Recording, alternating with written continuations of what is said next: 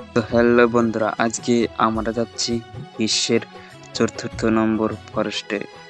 তো আমরা এখন হাই রোডে যাচ্ছি। তো দেখতে পাচ্ছেন চারিদিকে সবুজ গাছ-গাছালি যে বোঝায়। তো এই মুহূর্তে আমাদের সামনে এটা কি পড়লো? তো আমাদের সামনে এখন বড় একটা সাগর পড়েছে। তো সাগরে এগুলো কি? অনেক জলহস্তী দেখি লাফালাফি করতেছে। তো আমাদের সাগরটা পার হতে গেলেই লঞ্চ লাগবে। তো লঞ্চের এখন পাইলট দাদা নেই। তো আমাদের পাইলট দাদা নেই, ফরেস্টে যাওয়া হলো না। তো আমরা এখন বাড়ির দিয়ে রওনা দিয়ে দিয়েছি। তো আমরা বাড়ি চলে আসছি। এইটা আমাদের স্কুলের মাঠ। তো বাড়িতে আসার পর মা আমাকে বললো যে সমুদ্রের মাঝখানে গরু বাঁধা আছে, তো গরু দুটো নিয়ে আয়। তো আমি এখন এই সমুদ্র পার হচ্ছি। সমুদ্রের মাঝখানে দেখতে তো পাচ্ছেন জল শুকিয়ে গেছে। তো আমার সামনে এবং পিছনে দুইটা নালা আছে, ওই দুইটা নালা দিয়ে জল যায়। তো এখানে অনেকে চাষবাস করে। তো আমাদের গরু ওই পাশে বাঁধা আছে।